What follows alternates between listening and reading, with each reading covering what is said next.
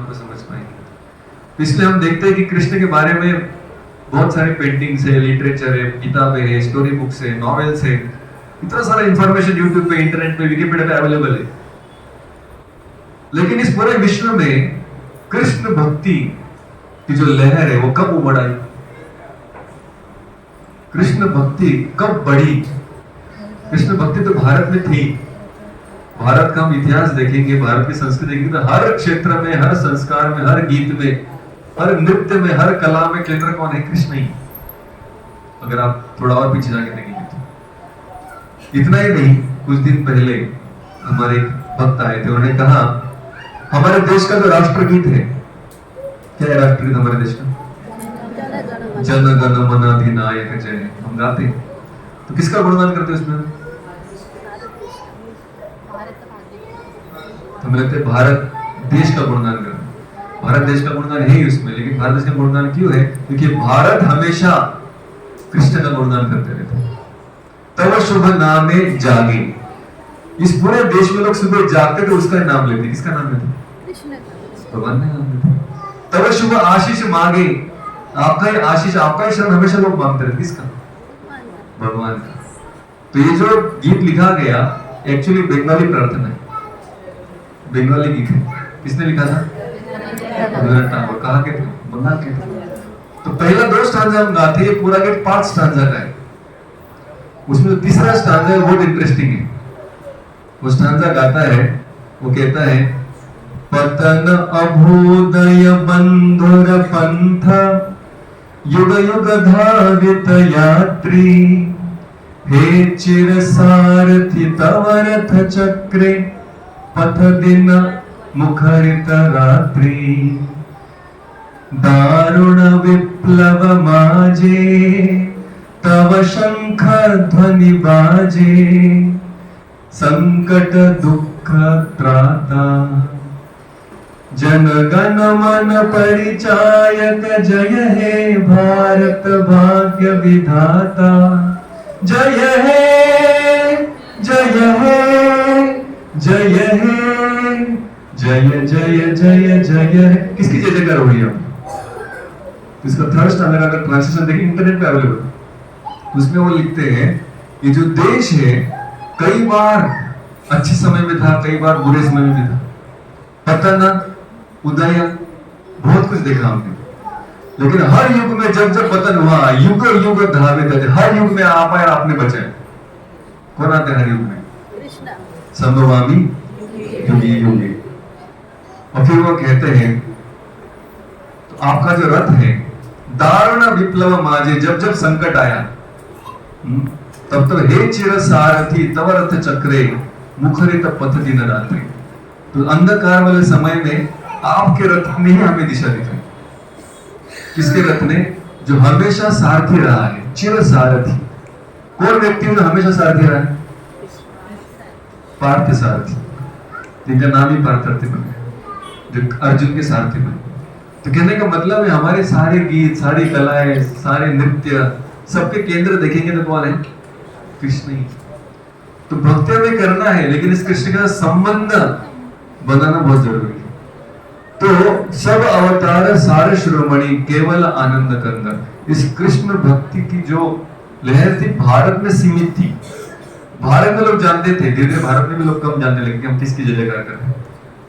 लेकिन जब श्री चैतन्य महाप्रभु 500 साल पहले आए और उनके अनुयायी ने जब कृष्ण भक्ति को समझा और बांटने का प्रयास किया, खासकर जो श्रील प्रभुपाद जी जो इस चैतन्य महाप्रभु की कृपा से पूरे विश्व में भ्रमण की, और कृष्ण भक्ति आज की तारीख में सिर्फ भारतीय नहीं, एक दूसरे देखे तो भारतीय से भी ज्यादा विदेशी लोग कृष्ण भक्ति में लगे। तो वो जब विठल जी के भजन गाते हैं, वो जब कृष्ण के कीर्तन में मस्त होकर नाचते हैं, तो हमें भी लज्जा लगती है। क्या ये हमारे भगवान का नाम ले रहे हैं? क्या ये हमें करना चाहिए था? ये कैसे कर रहे हैं? तो कहने का मतलब कृष्ण सामने है, इतने सारे मंदिर है, सबके घर में गीता है, सबके घर में माला टंगी है, सबके घर में भगवान की फोटो है, लेकिन फिर भी उनके साथ संबंध नहीं बन पा रहा है, भक्ति नहीं कर पा रहे। क्यों? क्योंकि ये गौर नेता की कृपा नहीं है। जब ये गौरांग और श्री चैतन्य महाप्रभु नित्यानंद प्रभु की कृपा होगी जो विदेशों को मिल रही है, तो कृष्ण को समझना बहुत आसान हो जाएगा, भले हमारी पिछली पात्रता कुछ है या नहीं है। इसलिए कहते हैं सब अवतार सार शिरोमणि केवल आनंद कंद। उन्होंने प्रोसेस भी कैसे दिया, पद्धति कैसे दी, हरिनाम लो नाचो गाओ, सिंपल। कुछ बड़े बड़े यज्ञ याग नहीं करने, उल्टा लटक के आसन नहीं करने, नाक दबा के कुछ प्राणायाम नहीं करने, बोले कीर्तन करो नाचो और गाओ, कितना आसान हो गया। केवल आनंद ही आनंद है और कुछ नहीं करना। इसलिए कहते हैं यहाँ पर कवि भजो भजो भाई चैतन्य निताय, इन चैतन्य और नित्यानंद के भजन कीजिए सुदृढ़ विश्वास करी। अब ये विश्वास होना बहुत जरूरी भगवान के नाम में, संकीर्तन में। तो जब तक विश्वास नहीं है तब तक व्यक्ति भक्ति कर नहीं सकता। लेकिन ये विश्वास है, श्रद्धा जिसको हम कहते हैं, कहां से मिलती है? जब हम सत्संग में आते हैं, शास्त्रों से सुनते हैं, शास्त्रों को पढ़ते हैं, तब श्रद्धा बनती है। घर बैठे बैठे अकेले सोचने से श्रद्धा नहीं प्राप्त होती। जब भक्तों के संपर्क में आते हैं, भक्तों का संग करते हैं, शास्त्र के संपर्क में श्रद्धा बनती है। तो शास्त्रों का संपर्क, भक्तों का संपर्क किसी भी तरीके से आ सकता है। ये जो भगवान है, इनके भक्त इतने चतुर हैं, कोई व्यक्ति जितना दूर है भगवान से उतना उनकी कृपा इनकी तरफ ज्यादा जल्दी पहुंचती है। उदाहरण देते हैं, जैसे पानी, अगर ये जमीन में पानी फैलाया जाए तो पानी कहां से कहां बहता है? ऊपर से नीचे तक। तो वैसे इनकी जो कृपा है कहां से कहां बहती है? भगवान बड़े ऊंचे अवस्था में, लेकिन जो सबसे नीचे पतित जिसको कहते हैं, फॉलन कंडीशन सोल, उसके ऊपर इनकी कृपा फास्ट बहती। जितनी ढलान ज्यादा उतनी कृपा जल्दी आती। कुछ दिन पहले मैं वृंदावन में था, एक व्यक्ति को मिला, तो उनको पूछा प्रभु जी आप कैसे वृंदावन में? आप तो अमेरिका में रहते थे, पैसा कमाने के लिए गए थे। तो कहा हाँ मैं अमेरिका ही गया था। तो हालांकि तो साउथ इंडियन ब्राह्मण परिवार में जन्मे थे, गांव में रहने वाले, धीरे धीरे पढ़ाई किया, स्कॉलर बन गए, सियाटल चले गए, माइक्रोसॉफ्ट कंपनी में जॉब कर रहे थे, बहुत अच्छी सैलरी थी, शादी हो गई, मजा मस्ती में जीवन चल रहा था, दारू खाना पीना सब कुछ हो रहा था। अब ये सब करते करते अचानक उनकी वाइफ अभी प्रेग्नेंट हो चुकी थी, पहला उनका बच्चा जन्म लेने वाला था। तो सोचने लगे कि अरे मैं तो अपना जीवन जैसा चाहिए वैसा जी रहा हूँ, स्वैराचार, क्योंकि ये जो बालक आने वाला है इसके लिए सही क्या है गलत क्या है मैं डिसाइड करने वाला हूँ, और मैं जो इसके लिए करूंगा वो सही होगा या गलत होगा कौन बताएगा मुझे? अपने मन से मनमानी नहीं कर सकती, किसी और की जिंदगी है, उसके साथ में खेल नहीं सकता। तो मुझे कुछ ऐसा मार्गदर्शन चाहिए कि जो मुझे बताए कि सही क्या है गलत क्या है। और उनके मन में सारे विचार उमड़ रहे थे, लेकिन वो किसी को एक्सप्रेस भी नहीं कर पा रहे थे, क्योंकि मेरे सारे मित्र थे, यार एक पे एक मार ले सारे प्रश्न भूल जाए। बोले इतना सोचने का नहीं, बच्चे बहुत लोगों के होते हैं, बहुत लोगों के बच्चे, तू पहला नहीं जिसके बच्चे हो रहे। तो उनके मन में विचार थे लेकिन उसके उत्तर नहीं मिल रहे। तो एक दिन वो एयरपोर्ट में उतरे फ्लाइट से, जब चेकआउट करके बाहर निकल रहे थे, तो एक व्यक्ति उनके पास आए, प्रभु जी ये कुछ ग्रंथ है वितरित कर रहे हैं, दिसंबर का महीना है, मोक्षदा एकादशी का दिन है, तो हम चाहते हैं कि हमारे मंदिर को जो आप आर्थिक मदद कर दीजिए, उसके बदले में आपको एक किताब देंगे। तो उनको लगा कि अमेरिकी आदमी है, मंदिर बांधा है, हिंदू की किताब बांट रहा है, वो अच्छा काम कर रहा है, तेरा भी भला होकर कुछ डॉलर निकाल के दे दिए, किताब लेके घर पे आ गए। और वो किताब थी भगवत गीता, लाके वो घर पे रख दी, लेकिन कभी उसको खोला नहीं, कभी उसको पढ़ने का कभी इच्छा ही नहीं थी। लेकिन उन्होंने कहा कि जब मैं बहुत पीता था, जब मुझे कुछ समझ में नहीं आता था, तब मैं ये किताब निकालता था, पढ़ता था। मैंने कहा बिना नशे की हालत में हम समझ नहीं पाते। आप पूरे टन होकर किताब पढ़ते थे। बोले नहीं मुझे भी कुछ समझ में नहीं आता था, लेकिन मैं सिर्फ पन्ने पलटता था, और जब उतर जाती थी तो रख देता था, कभी नॉर्मल हो गया। लेकिन मेरी वाइफ प्रेग्नेंट थी, तो माइक्रोसॉफ्ट में उनके और एक मित्र काम करते थे। उन्होंने कहा कि देखिए प्रभु जी अभी वो भक्त थे, इनको भी भक्ति देना चाहते थे, लेकिन जानते थे कि ये व्यक्ति भक्ति तो लेगा नहीं, ये तो अपने जीवन में फुल स्पीड में चल रहा है इसका जिंदगी, ये क्यों भक्ति करेंगे? तो उनकी वाइफ प्रेग्नेंट थी, उन्होंने कहा कि देखो मेरी वाइफ प्रेग्नेंट है, आपकी वाइफ प्रेग्नेंट है, क्यों ना let's have a get together, तो क्यों ना हम मिले। तो हमारे यहाँ पर एक हिंदू मंदिर है, तो वहां पर हमने सब लोगों के लिए थोड़ा सा खाना रखा है, तो आपकी वाइफ को अगर आप लेके आएंगे तो अच्छा होगा, गेट टुगेदर में आप भाग लेंगे। तो कहा हाँ ठीक है आएंगे, लेकिन मंदिर जाने के लिए बड़े उत्सुक नहीं थे। दक्षिण भारतीय ब्राह्मण श्री वैष्णव संप्रदाय में जन्म ली, लेकिन अभी अमेरिका जाने के बाद सब कुछ भूल गए, मंदिर जाने की हिम्मत नहीं थी। लेकिन कौन मंदिर जाएगा? तो दूसरे हफ्ते वापस उन्होंने कॉल किया, अरे हमने आज भी मेजबानी रखी है, आप आइए प्लीज, लास्ट टाइम आप आए नहीं। फिर से वो गई नहीं, बोली कुछ इंपॉर्टेंट नहीं। तीसरी बार फिर से उन्होंने फोन किया, उनको लगा यार लज्जास्पद लग रहा है कि 3 बार बुला रहे, हम जान नहीं रहे। उसने कहा ठीक है जाते हैं। तो जब गए वहां पर तो इस्कॉन मंदिर था, तो प्रोग्राम भी चल रहा था, लेकिन इनको प्रोग्राम के बाद बुलाया था। इसलिए महाप्रसाद गोविंद प्रसाद तूने जैसे ही प्रसाद खाया, वो बता रहे थे आई वॉज ब्लोड अप, मतलब मेरी खोपड़ी घूम गई कि ये क्या खा रहा हूं मैं, ये क्या है? दिखने में सब नॉर्मली लग रहा है, दाल राइस चावल सब्जी समोसा जो भी था, तो बोले लेकिन ये कुछ अलग है। बोले प्रभु जी मैं इतना निर्लज्ज हो गया कि हर संडे बिना वाइफ को बताए वहां पे वो खाना खाने के लिए जाता था। सैटरडे को दारू पीता था, लेकिन संडे को प्रसाद खाने जरूर जाता था। बहुत हफ्ते जाने के बाद मुझे इतनी लज्जा आई, मैंने सोचा कि यार सिर्फ खाना खाने के लिए आना अच्छा नहीं, कुछ करना चाहिए, कुछ तो श्रमदान भी करना चाहिए। तो मैं प्रसाद वितरण की सेवा में लगे, काउंटर पे खड़ा रह के लोगों को प्रसाद बांटने लगा, जिससे कि बाद में भी खा पाऊं। ऐसा करके मैंने 1 महीना प्रसाद बांटा। उसके बाद मेरे मन में जो प्रश्न थे वो धीरे धीरे सामने आने लगे। तो जो प्रसाद बांट रहा था उसको मैंने पूछा, अरे मैं ऐसा सोच रहा हूँ ये बच्चे का भविष्य क्या होगा, सही क्या है गलत क्या है, कौन बताए। अब इसका मन में 2 महीने से, लेकिन अभी तो गीता खोली नहीं, गीता घर पे है, लेकिन अभी तो कोई प्रवचन सुना नहीं। 2 महीने से प्रसाद खा है, लेकिन धीरे धीरे उस प्रसाद ने इसको शुद्ध कर दिया, सेवा करने की इच्छा हो गई। सेवा ने इसको और शुद्ध कर दिया, जिज्ञासा उत्पन्न हो गई। जिज्ञासा उत्पन्न के बाजू वाले व्यक्ति को पूछ लिया, क्या ये सही गलत कैसे समझते हैं?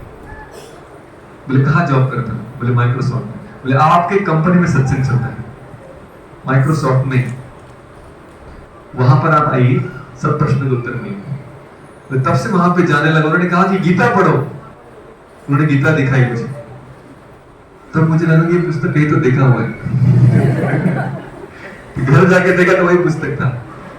आज व्यक्ति अपने सारे नशा मांस भक्षण सब कुछ छोड़ दिया है, हरिनाम का जप कर रहा है,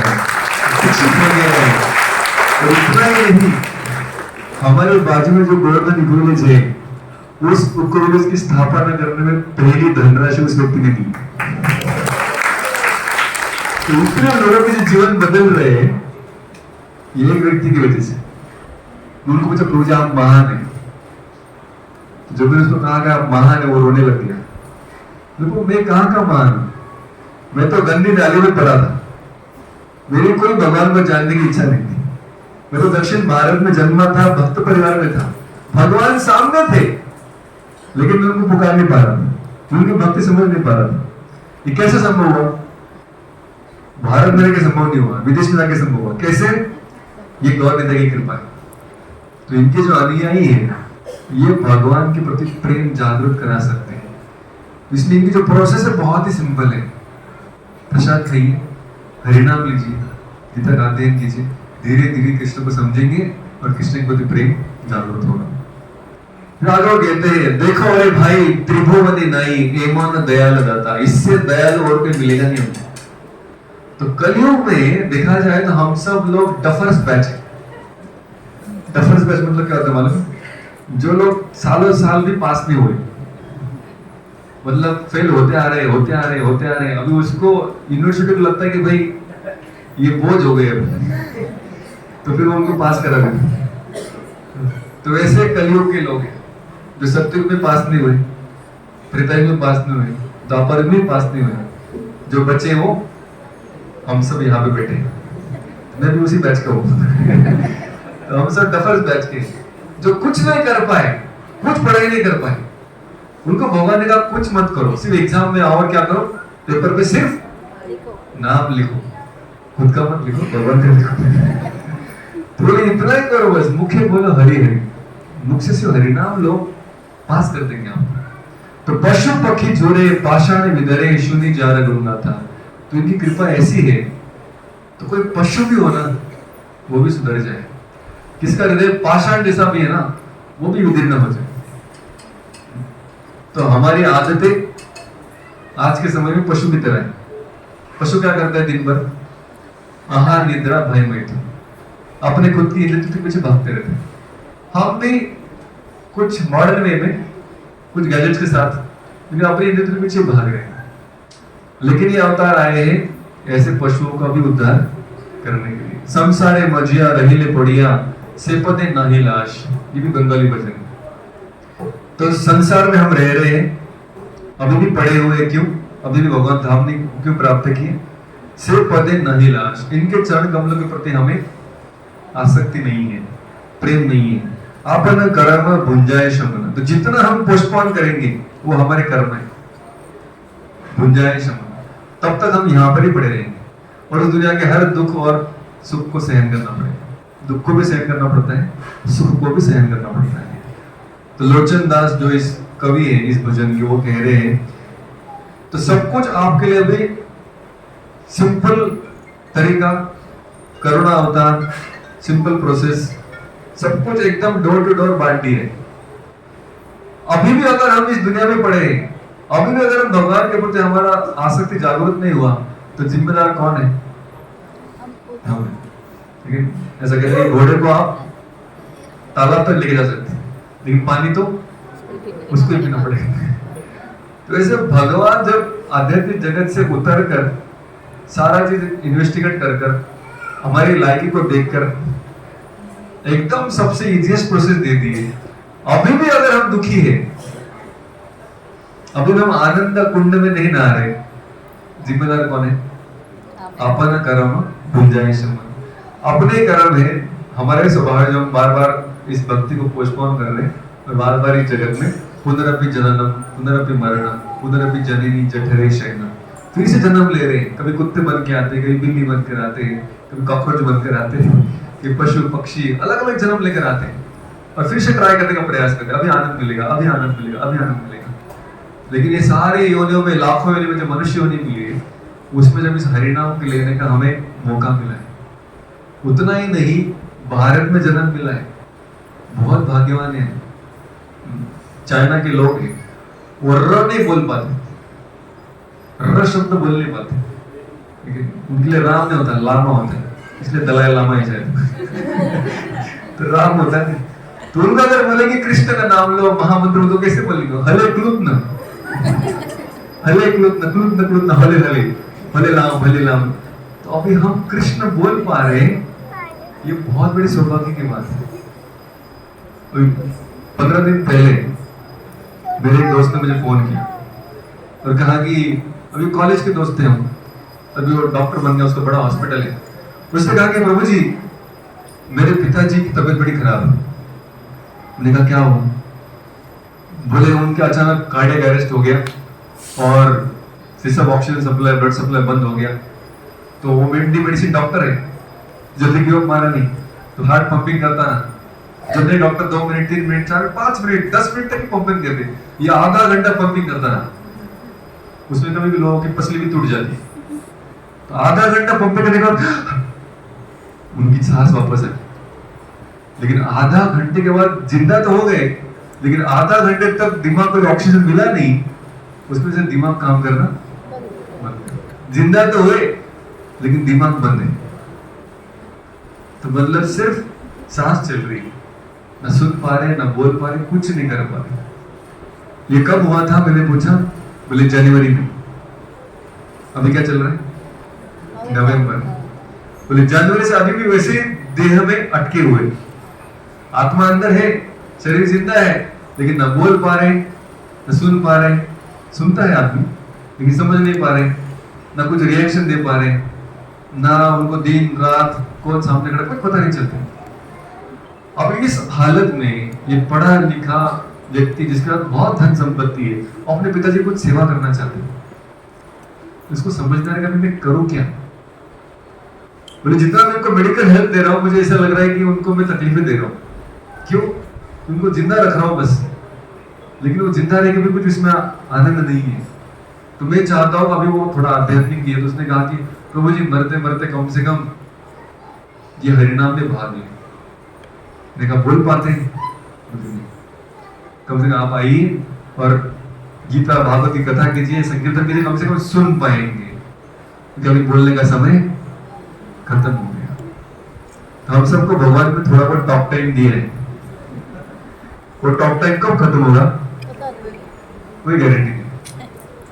लेकिन वो टॉक टाइम हम क्या करते रहते, टिकटॉक करते रहते। तो वो टॉक में हमें टिकटॉक की बातें नहीं करनी, वो टॉक टाइम भगवान ने जो सबसे आसान कर दिया, हरिनाम, वो लेना है। नहीं तो फिर लास्ट में किसी और को हमारे लिए हरिनाम देना पड़ेगा। तो अभी अगर हम जिंदा है, कंठ में आवाज है, मुंह में ताकत है, तो अपने हाथ ऊपर कीजिए, जोर से बोलिए हरे कृष्णा